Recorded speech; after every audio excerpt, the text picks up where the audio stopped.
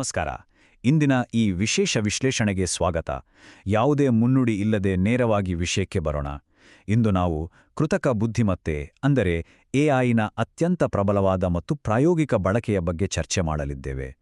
ಇಲ್ಲಿ ಉದ್ಯಮದ ಪರಿಣಿತರಾದ ಐಶ್ವರ್ಯ ಶ್ರೀನಿವಾಸನ್ ಅವರ ಒಂದು ಕೋರ್ ಫಿಲಾಸಫಿ ಅರ್ಥ ಮಾಡಿಕೊಳ್ಳುವುದು ಬಹಳ ಮುಖ್ಯ. ಎಐ ಅಂದರೆ ಯಾವುದೇ ಕೆಲಸದಿಂದ ನುಣುಚಿಕೊಳ್ಳುವ ಶಾರ್ಟ್ಕಟ್ ಖಂಡಿತ ಅಲ್ಲ. ಬದಲಾಗಿ ವಿಷಯಗಳನ್ನು ಆಳವಾಗಿ ಕಲಿಯಲು ಮತ್ತು ಭವಿಷ್ಯದ ಕೆರಿಯರ್ಗೆ ನಮ್ಮನ್ನು ಸಿದ್ಧಪಡಿಸುವ ಒಂದು ಅತ್ಯಂತ ಪವರ್ಫುಲ್ ಎಂಜಿನ್.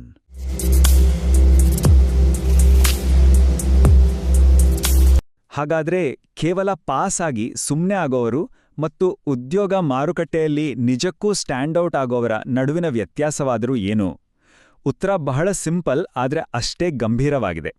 ಯಾರು ಆಧುನಿಕ ಎಐ ಟೂಲ್ಗಳನ್ನು ತಮ್ಮ ದೈನಂದಿನ ಕೆಲಸಗಳಲ್ಲಿ ಬಳಸ್ಕೊಳ್ತಾರೋ ಮತ್ತು ಯಾರು ಬಳಸಲ್ವೋ ಅವರ ನಡುವಿನ ಅಂತರ ದಿನೇ ದಿನೇ ತೀವ್ರವಾಗಿ ಹೆಚ್ಚಾಗ್ತಾನೇ ಇದೆ. ಬನ್ನಿ, ಈ ಅಂತರವನ್ನು ಹೇಗೆ ಮುಚ್ಚೋದು ಅಂತ ನೋಡೋಣ. ಸರಿ, ಈಗ ನಾವು ವೃತ್ತಿಪರ ಮತ್ತು ಶೈಕ್ಷಣಿಕ ಅಡಿಪಾಯವನ್ನು ಗಟ್ಟಿಗೊಳಿಸುವ 5 ಪ್ರಮುಖ ಕ್ಯಾಟಗರಿಗಳನ್ನು ನೋಡಲಿದ್ದೇವೆ. ಓದುವ ಪ್ರಕ್ರಿಯೆ, ಅಕಾಡೆಮಿಕ್ ಸಂಶೋಧನೆ, ಕೋಡಿಂಗ್, ಇಂಟರ್ವ್ಯೂ ತಯಾರಿ ಮತ್ತು ನಮ್ಮ ಪ್ರೊಡಕ್ಟಿವಿಟಿ ಟೂಲ್ಕಿಟ್. ಇವೆಲ್ಲವನ್ನೂ ಒಳಗೊಂಡಿರುವ ಈ 5 ಹಂತಗಳು ನಮಗೆ ಸಂಪೂರ್ಣ ಚಿತ್ರಣವನ್ನು ನೀಡ್ತವೆ. ನಮ್ಮ ಮೊದಲನೇ ವಿಭಾಗ ಓದುವ ಪ್ರಕ್ರಿಯೆಯನ್ನ ಸೂಪರ್ಚಾರ್ಜ್ ಮಾಡೋದು. ಸಾಂಪ್ರದಾಯಿಕವಾಗಿ ಸುಮ್ಮನೆ ಓದುವ ಬೋರ್ ಹೊಡೆಸುವ ವಿಧಾನಗಳನ್ನು ಬದಿಗಿಟ್ಟು ಅದನ್ನು ಅತ್ಯಂತ ಆಕ್ಟಿವ್ ಆಗಿ ಕಲಿಯುವ ಅಭ್ಯಾಸಗಳನ್ನಾಗಿ ಬದಲಾಯಿಸುವುದು ಹೇಗೆ ಅಂತ ನೋಡೋಣ. ದಪ್ಪ ಪುಸ್ತಕಗಳು ಮತ್ತೆ ಲೆಕ್ಚರ್ ಸ್ಲೈಡ್ಗಳನ್ನು ಪದೇ ಪದೇ ಓದೋದು ಈಗ ತುಂಬಾನೇ ಔಟ್ಡೇಟೆಡ್. ಅದಕ್ಕೆ ಬದಲಾಗಿ ಗೂಗಲ್ನ ನೋಟ್ಬುಕ್ LM ಅನ್ನೋ ಟೂಲ್ ಕಡೆ ಗಮನ ಹರಿಸೋಣ. ಇದು ನಾವು ಅಪ್ಲೋಡ್ ಮಾಡಿದ ಮೆಟೀರಿಯಲನ್ನು ಆಧರಿಸಿ ಅದ್ಭುತವಾದ ಆಡಿಯೋ ಸಂಭಾಷಣೆಗಳನ್ನು ಅಂದರೆ ಪಾಡ್ಕಾಸ್ಟ್ ಥರ ಸೃಷ್ಟಿಸುತ್ತೆ. ಟ್ರಾವೆಲ್ ಮಾಡುವಾಗ ಕಿವಿಗೆ ಹಾಕೊಂಡು ಕೇಳಿಸ್ಕೊಳ್ಳೋಕೆ ಇದು ಹೇಳಿ ಮಾಡಿಸಿದ ಹಾಗೆ ಅಲ್ವಾ? ಇನ್ನೂ ChatGPT ಮತ್ತೆ ಕ್ಲೌಡ್ನಂತಹ ಟೂಲ್ಗಳನ್ನು ಸುಮ್ಮನೆ ಕಾಪಿ ಪೇಸ್ಟ್ ಮಾಡೋಕ್ಕೆ ಬಳಸಬಾರ್ದು. ಅವುಗಳನ್ನು ಪರ್ಸನಲ್ ಟ್ಯೂಟರ್ ಥರನೇ ಬಳಸಬಹುದು. ಉದಾಹರಣೆಗೆ, ಈ ವಿಷಯವನ್ನ ಯಾವುದೇ ಹಿನ್ನೆಲೆ ಇಲ್ಲದವರಿಗೂ ಅರ್ಥವಾಗುವಂತೆ ವಿವರಿಸು ಅಥವಾ ನನಗೆ 5 ಕಷ್ಟದ ಪ್ರಶ್ನೆಗಳನ್ನು ಕೇಳಿ ರೇಟಿಂಗ್ ಕೊಡು ಅಂತ ಪ್ರಾಂಪ್ಟ್ ಕೊಡಿ. ಇದರಿಂದ ಕಠಿಣ ತಾಂತ್ರಿಕ ಪದಗಳ ಗೊಂದಲ ತಪ್ಪುತ್ತೆ, ಜೊತೆಗೆ ಆಕ್ಟಿವ್ ರಿಟ್ರೀವಲ್ ಪ್ರಾಕ್ಟೀಸ್ ಅಂದ್ರೆ ಮೆದುಳಿಗೆ ಕೆಲಸ ಕೊಡುವ ಮೂಲಕ ಕಲಿಕೆ ಇನ್ನಷ್ಟು ಗಟ್ಟಿಯಾಗುತ್ತೆ. ಇನ್ನು ಮುಂದಿನ ಹಂತಕ್ಕೆ ಹೋಗೋಣ. ಗಂಭೀರವಾದ ಅಕಾಡೆಮಿಕ್ ರಿಸರ್ಚ್ ಅಂದ್ರೆ ಶೈಕ್ಷಣಿಕ ಸಂಶೋಧನೆಗೆ ಬೇಕಾದ ಟೂಲ್ಗಳ ಬಗ್ಗೆ ತಿಳಿಯೋಣ. ರಿಸರ್ಚ್ ಅಂದ್ರೇನೆ ಬಹಳ ಸಮಯ ಹಿಡಿಯುವ ಪ್ರಕ್ರಿಯೆ ಅನ್ನೋ ಕಾಲ ಒಂದಿತ್ತು. ಆದರೆ ಈಗ ಪರ್ಪ್ಲೆಕ್ಸಿಟಿಯ ಅಕಾಡೆಮಿಕ್ ಮೋಡ್ ಬಳಸಿದ್ರೆ ಕೇವಲ 30 ಸೆಕೆಂಡ್ಗಳಲ್ಲಿ ನಂಬಿಕಾರ್ಹ ಉತ್ತರಗಳು ಸಿಗುತ್ತೆ. ದೊಡ್ಡ ರಿಪೋರ್ಟ್ಗಳಿಗಾಗಿ ಜೆಮಿನಿ ಡೀಪ್ ರಿಸರ್ಚ್ ಬಳಸಬಹುದು. ಆದರೆ ಇಲ್ಲಿರೋ ಪ್ರಮುಖ ಅಂಶ ಏನಂದ್ರೆ ಎಐ ರಚಿಸಿದ ರಿಪೋರ್ಟ್ ಕೇವಲ ಮೊದಲ ಡ್ರಾಫ್ಟ್ ಅಷ್ಟೇ. ಅಂತಿಮ ವಿಮರ್ಶೆ ಮತ್ತು ವಿಶ್ಲೇಷಣೆ ಮಾನವನ ಮೆದುಳಿನಿಂದಲೇ ಆಗಬೇಕು. ಅದುವೇ ನಿಜವಾದ ರಿಸರ್ಚ್. ಈ ಮಾತು ಹೇಳುವಾಗ ನನಗೆ ನೆನಪಾಗೋದು ಸೈಸ್ಪೇಸ್ ಅನ್ನೋ ಅದ್ಭುತ ಟೂಲ್. ಅರ್ಥವಾಗದ ಕಠಿಣ ರಿಸರ್ಚ್ ಪೇಪರ್ಗಳನ್ನು ಇದು ಎಷ್ಟು ಸುಲಭ ಮಾಡುತ್ತೆ ಗೊತ್ತಾ? ಗೊಂದಲಮಯವಾದ ಪ್ಯಾರಾಗ್ರಾಫ್ ಹೈಲೈಟ್ ಮಾಡಿ ನೇರವಾಗಿ ಅಲ್ಲೇ ಪ್ರಶ್ನೆ ಕೇಳ್ಬೋದು. ಈ ಟೂಲ್ ಇದ್ರೆ ಅಕಾಡೆಮಿಕ್ ಪೇಪರ್ಸ್ ಓದೋದು ಖಂಡಿತ ಭಯ ಹುಟ್ಟಿಸೋ ವಿಷಯ ಅಲ್ವೇ ಅಲ್ಲ. ಈಗ ಸ್ವಲ್ಪ ಟೆಕ್ನಿಕಲ್ ಕೌಶಲ್ಯಗಳ ಕಡೆಗೆ ಬರೋಣ.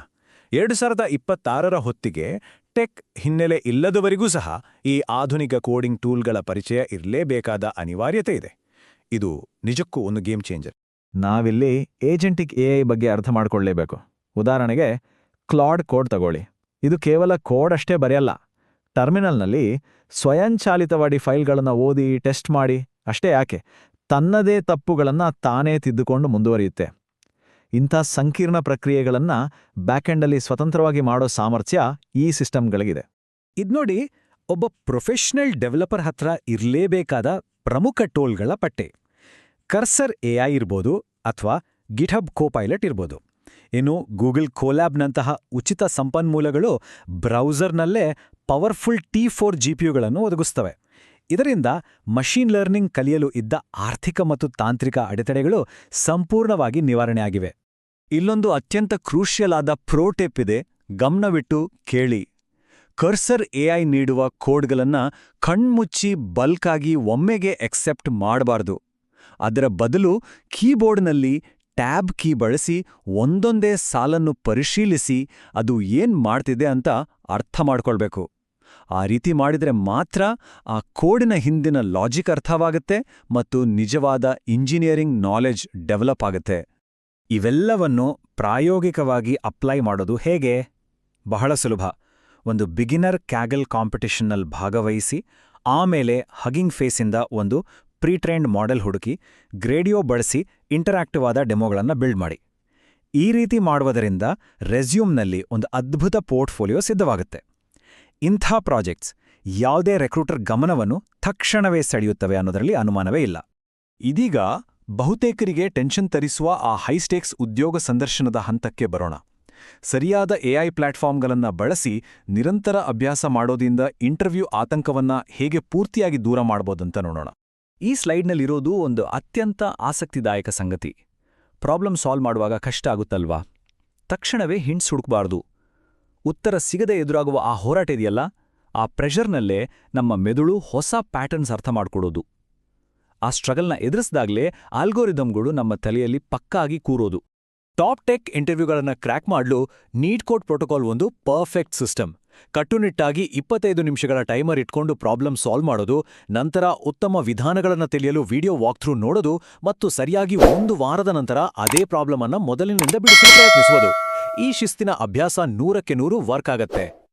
ಇನ್ನೊಂದು ಮುಖ್ಯವಾದ ವಿಷಯ ಅಂದ್ರೆ, ಕೇವಲ ಕೋಡ್ ಕರೆಕ್ಟಾಗಿ ಬರೆದ್ರೆ ಸಾಲದು. ಫೈನಲ್ ರೌಂಡ್ ಎಐನಂತಹ ಮಾಕ್ ಇಂಟರ್ವ್ಯೂ ಟೂಲ್ಗಳು ತಾಂತ್ರಿಕ ನಿಖರತೆ ಮತ್ತು ಕಮ್ಯುನಿಕೇಷನ್ ಸ್ಪಷ್ಟತೆ ಎರಡಕ್ಕೂ ಬೇರೆ ಬೇರೆ ಮಾರ್ಕ್ಸ್ ಕೊಡ್ತವೆ. ಉತ್ತರ ಸರಿಯಾಗಿದ್ರೂ ಆ ಥಾಟ್ ಪ್ರಾಸೆಸ್ಸನ್ನ ಸಂದರ್ಶಕರಿಗೆ ಸ್ಪಷ್ಟವಾಗಿ ವಿವರಿಸೋಕ್ ಆಗ್ಲಿಲ್ಲ ಅಂದ್ರೆ ಆ ಉತ್ತರಕ್ಕೂ ಬೆಲೆ ಇರಲ್ಲ. ಇದನ್ನ ಸರಿಪಡಿಸ್ಕೊಳ್ಳೋಕೆ ಈ ಟೂಲ್ಗಳು ಬಹಳನೇ ಸಹಾಯಕಿ. ಸರಿ, ಈಗ ನಾವು ಕೊನೆಯ ಮತ್ತು ಅಂತಿಮ ವಿಭಾಗಕ್ಕೆ ಬಂದಿದ್ದೇವೆ. ಇದು ದೈನಂದಿನ ಕೆಲಸಗಳನ್ನು ಸುಗಮಗೊಳಿಸುವ ಮತ್ತು ಈವರೆಗೆ ನಾವು ನೋಡಿದ ಎಲ್ಲ ಪ್ರಕ್ರಿಯೆಗಳನ್ನು ಒಟ್ಟಿಗೆ ಸೇರಿಸುವ ಪ್ರೊಡಕ್ಟಿವಿಟಿ ಟೂಲ್ ಕಿಟ್ ಬಗ್ಗೆ. ಈ ಸಮ್ಮರಿ ಟೇಬಲ್ ಒಮ್ಮೆ ಗಮನಿಸಿ. ನೋಷನ್ ನಮಗೆ ಒಂದು ಸೆಕೆಂಡ್ ಬ್ರೈನ್ ಅಂದ್ರೆ ಎರಡನೇ ಮೆದುಳಿನ ಥರ ಕೆಲಸ ಮಾಡುತ್ತೆ. ವಿಸ್ಪರ್ ಫ್ಲೋನಲ್ಲಿ ನಾವು ಮಾತಾಡೋ ವೇಗದಲ್ಲೇ ಇಮೇಲ್ ಮತ್ತೆ ನೋಟ್ಸ್ ಡ್ರಾಫ್ಟ್ ಆಗುತ್ತೆ. ಇನ್ನು ಎಕ್ಸ್ಕ್ಯಾಲಿಡ್ರಾ ಎಐ ಬಗ್ಗೆ ಕೇಳಿದ್ರೆ ಆಶ್ಚರ್ಯ ಆಗುತ್ತೆ.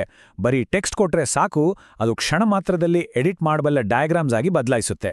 ಯೋಚಿಸಿ, ಇದರಿಂದ ಎಷ್ಟು ಮ್ಯಾನ್ಯುಯಲ್ ಟೈಮ್ ಸೇವ್ ಆಗುತ್ತಲ್ವಾ?